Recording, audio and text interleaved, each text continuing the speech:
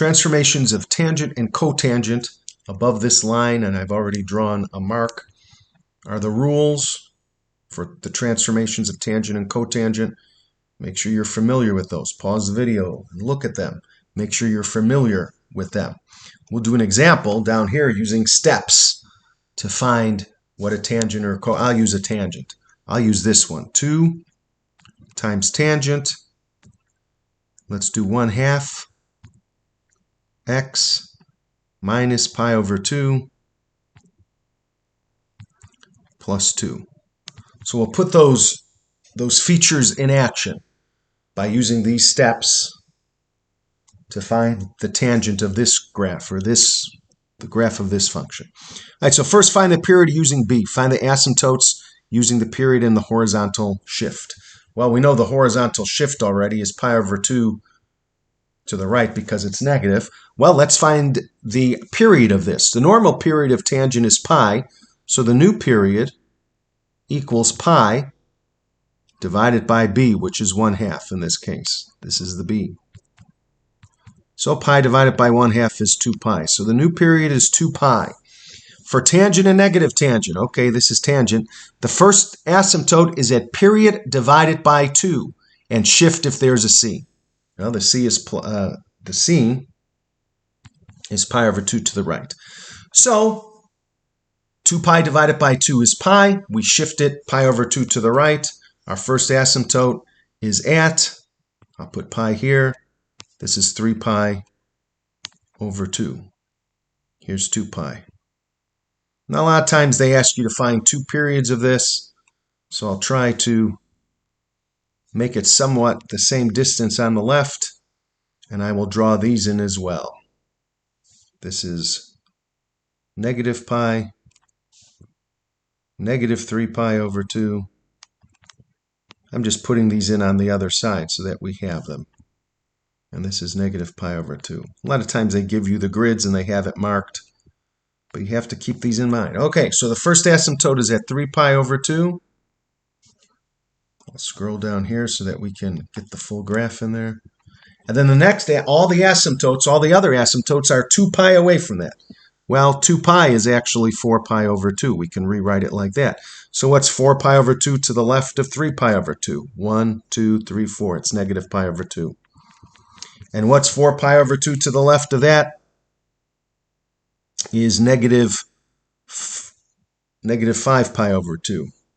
This should just be negative pi over 2. For some reason, it looked like some kind of very strange figure. All right, so negative 5 pi over 2.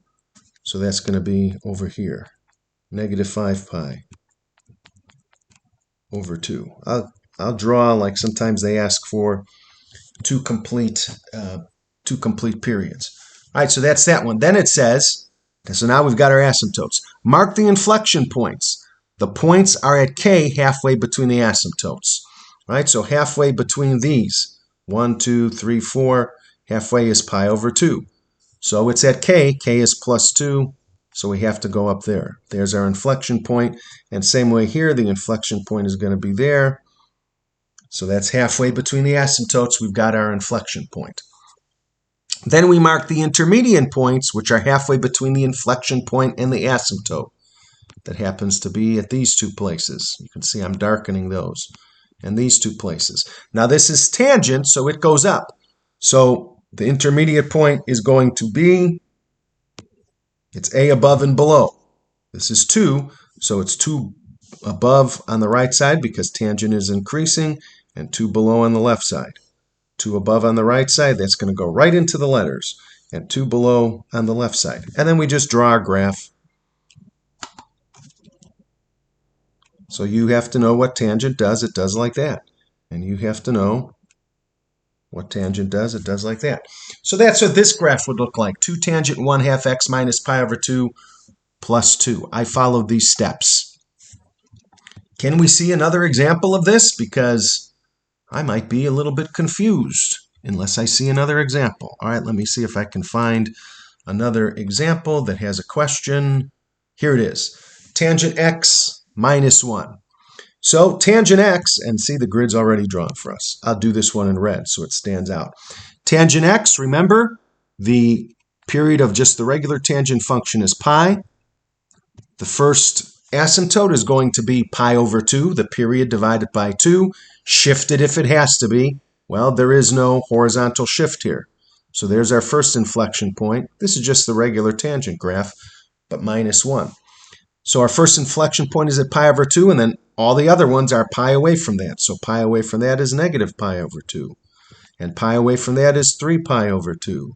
And pi away from negative pi over 2 is negative 3 pi over 2. So period divided by 2 and then period apart. Now our inflection point is going to be 1 below 0 because it's minus 1. So it's at minus 1 and it's halfway between the asymptotes. Minus 1, minus 1. This one we're only going to get half of it. Okay, so there's our inflection points at minus 1. Then we find our intermediate points. For tangent, and this is positive tangent, they're A. In this case, A is just 1. It's 1 times tangent, x minus 1. So they're 1 above to the right and 1 below to the left. Halfway between the inflection point and the asymptote are the intermediate points. Above on the right and below on the left for tangent. So we'll do the same thing here. 1 above, 1 below. This one we just have the left side. 1 above on the right, 1 below, 1 above on the right.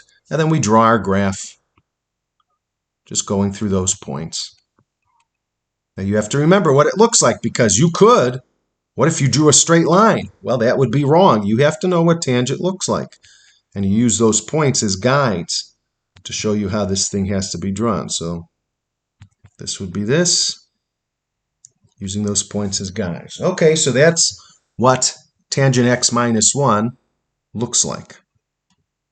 Let's do one more example. Negative tangent x minus pi over 2. Uh-oh, this one has a shift. So let's take a look. Is there a b here? No, b is just 1. So our period is pi. And our asymptote, the first one is going to be pi over 2. So here. And then we go pi distance to get all the other asymptotes if we need to draw multiple periods of this thing, which, okay, we do. Except there's a trick here, and I just went right along. Why didn't you stop me? I went right along in my own mind without mentioning the next part. We forgot to do the shift. We have to do the shift. So our original asymptote would be pi over 2, except we're shifted pi over 2 to the right. So now the first asymptote is at pi. I just shift it. I found period divided by 2, pi divided by 2, and then I shift it by the horizontal shift. So, and then all the other ones will be pi away from there. So the next one's over here at 2 pi. There'll be one at 0. So see, we just shifted this whole graph with our asymptotes pi over 2 to the right because of that horizontal shift. So that's it. You draw in the asymptotes. Then we draw in our point of inflection halfway between those. That says plus 1. So here's all of our points of inflection.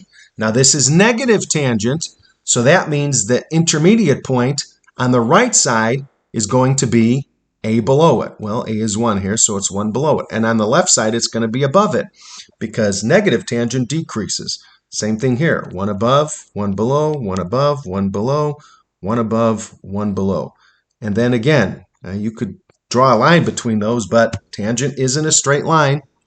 Just use them as guides to get the right shape in between the asymptotes.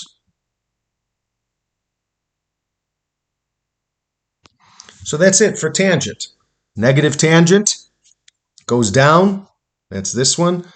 Positive tangent goes up. That's this one. Cotangent is like negative tangent. It goes down. And negative cotangent is like tangent. It goes up.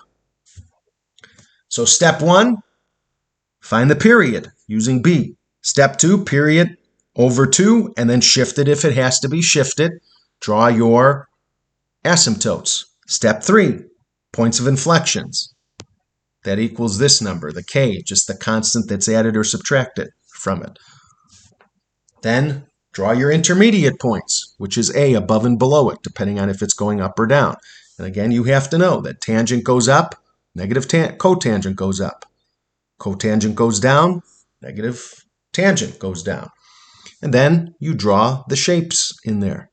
So those are the steps to graph tangent and cotangent transformations. And now if you had to compare these to graphs and say, which of the following is the equation of this graph? You could just graph each one of the choices and see if it matches what they already have written there. That's it. So get to work, practice, until it becomes just as easy for you as it was for me during this video.